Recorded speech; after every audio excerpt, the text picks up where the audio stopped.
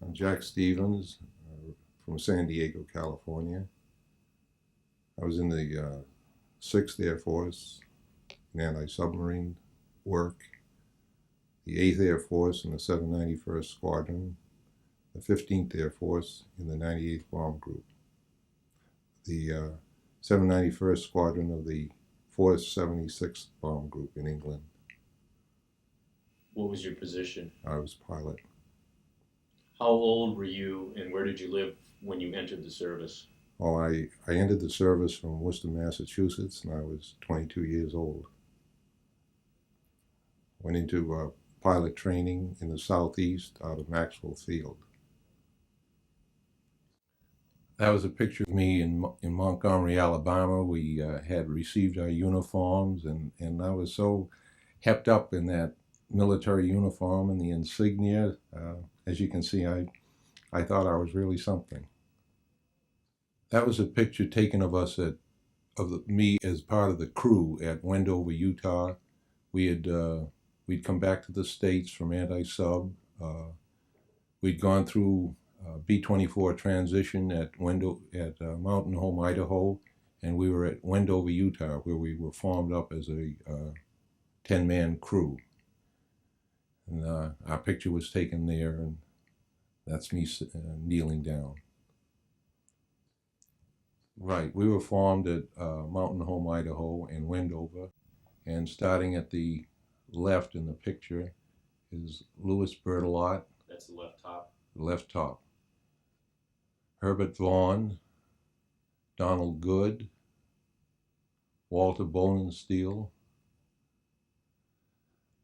Walter Cushing, and Louis Marcarelli. Marcarelli was killed in Italy.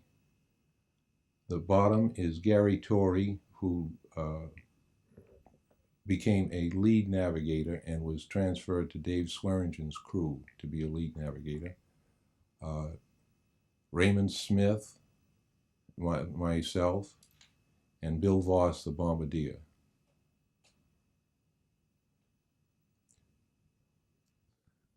Yes, I had just returned from Italy in October 1944. I was at my parents' home there in Worcester, Massachusetts. The autumn colors were just beautiful. I had no cares in the world. I had survived the European War, and I just felt that I was on top of the world. I was a happy boy. Yes, our airplane was a Ford B24H that we received at Wendover, Utah, and that was our pride and glory. We had the nose art painted on it, and we did everything that we could to get that airplane in perfect condition to go into combat. What's that part of the nose art that's covered up? That was a part of a white mule representing Colby College in Waterville, Maine, because my navigator and I were both at Colby as fraternity brothers, and so we wanted to have that Colby represented.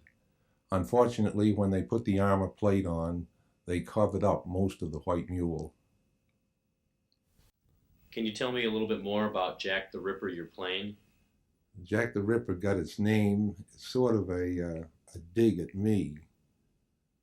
I believed in line with Colonel Showers that military discipline had to be in effect at all times, and I insisted that I be called Lieutenant Stevens at all times. And there was a movie entitled Jack the Ripper with Laird Krieger on in that November or so of 1943. And when this airplane came and was given to us and we were trying to select a name, the crew ganged up against me and the ground crew, and we ended up by a democratic vote with the name Jack the Ripper. Can you tell us about your first mission? Our first mission was on the 11th of April, the second mission that the group ran in 1944, to Oschersleben, Germany. Uh, it started off just like all our practice missions had until we got to the enemy coast when we were hit by very heavy flak, and I could hear that what sounded like stones rattling against the skin of the aircraft. And from then it proceeded to get a little worse with more flak, and all those stories that I'd read of the sky being black with flak bursts. I could see off to my left. The co-pilot called me, grabbed my arm, and pointed up, and he said, "Look, Jack." And there we saw a fighter spinning down with smoke coming out of it and going out of sight.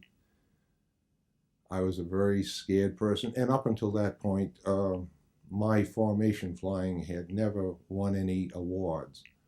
And without any help from me, that airplane all of a sudden went up into position, and we had no problem from then on. That airplane flew a perfect formation. We never had any problem from then on. What do you remember about the Ploesti raids? I remember the Ploesti raids as being very long, and that we never actually saw the target. At all times, the Germans had those little threads of smoke coming up from their smoke generators, and the threads would all seem to rise and go in one direction and then just cover the target area completely. So I went there several times, but I never did see our target once. With those camouflage devices? Yes, the smoke screen that they put up. What level were you flying at for those raids? You mean to Ploesti? Yes. We went from 23,000 on some of the raids up. The highest I ever went was 26,000. How many raids were there? I don't know. I'd be guessing that there must have been someplace between 15 or 20, including the low-level Ploesti that I was not on. Were you part of the 15th Air Force when this was done?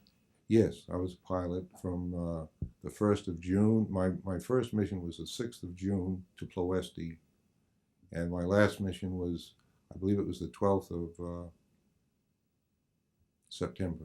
How did you get into the 467th Bomb Group? I was part of the 7th Anti-Submarine Squadron, and when we were brought back to the States, we co-pilots were transitioned into B24s and then were transferred into the 467th as part of the original crews there. What was your most dangerous mission? I guess the most dangerous mission was the one to Hamm on the 22nd of April, 1944, when we took off at 4:30 in the afternoon. We hit the target at 7:30, and I could see that target up ahead of us with smoke coming out of it. We hit the target, turned off, and headed back, coming back over Holland. It was getting dark, and the people turned on their lights, their running lights, the red, green running lights.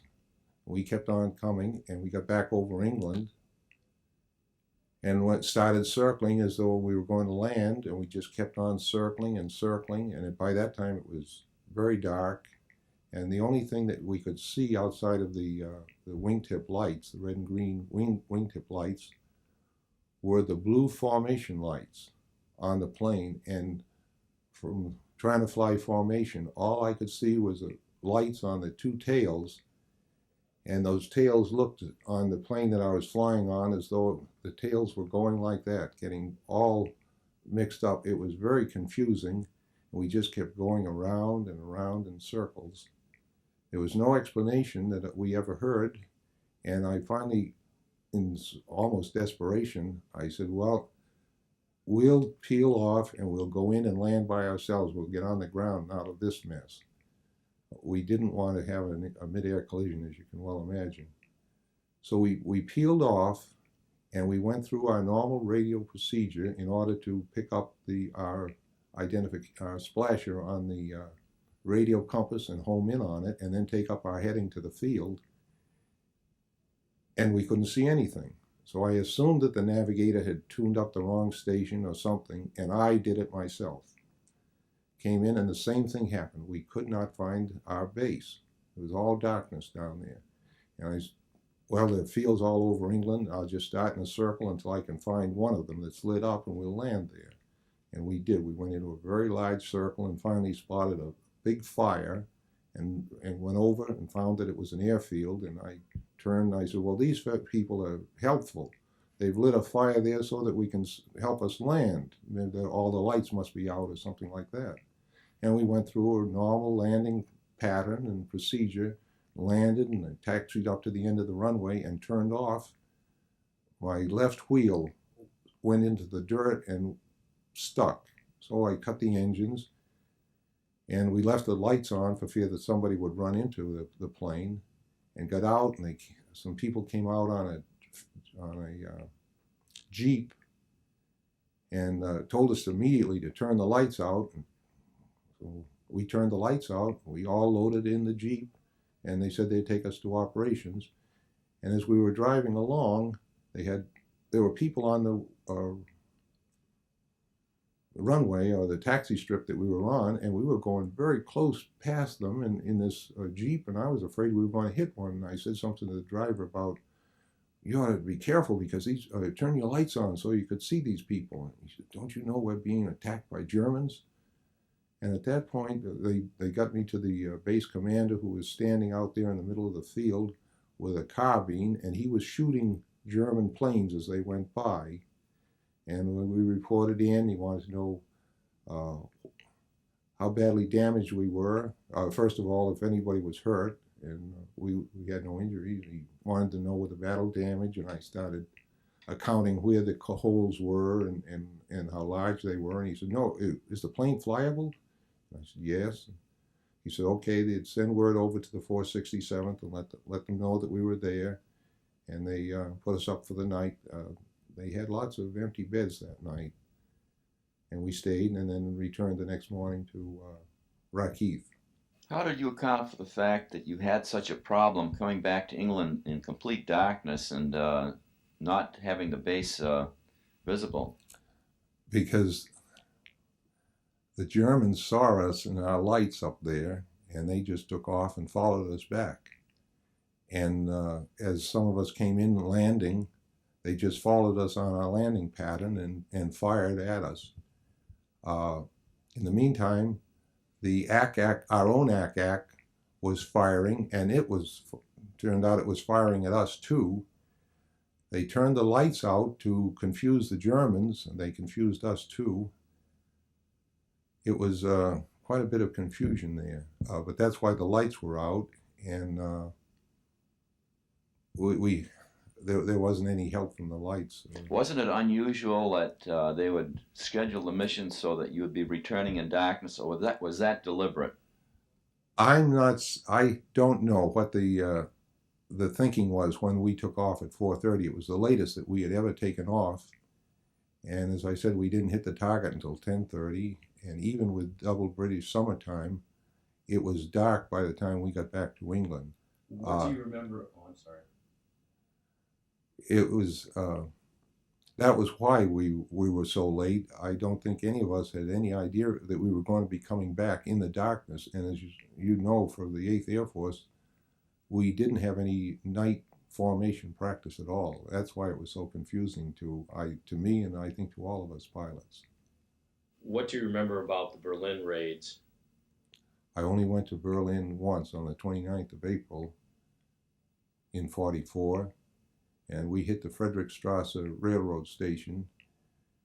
That's where we ran into cirrus clouds that we generated ourselves. And so I was flying in the clouds that the airplanes in front of us had made, and we were flying formation in instrument conditions, actually. At certain levels, at some point, we ran out of that moisture content air, and it cleared up before we got to Berlin. And I remember seeing the Olympic Stadium off on our left as we were headed in on our target. That's all I can remember of unusual on the Berlin raid. What did you learn most about yourself during the war?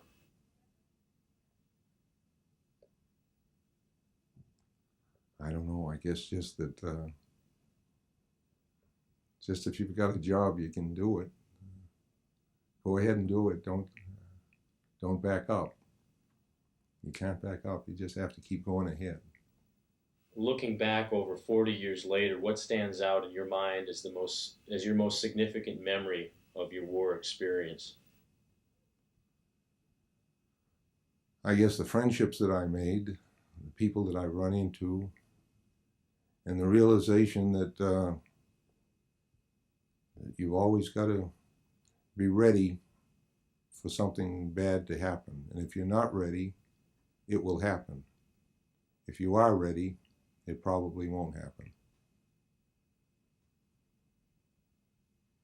What's the most important thing you want to communicate to history about your individual war effort?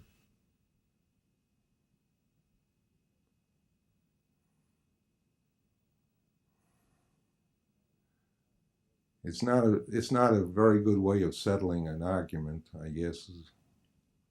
And as I just mentioned, you've got to be ready for almost any eventuality. And if you're ready, the eventuality won't happen.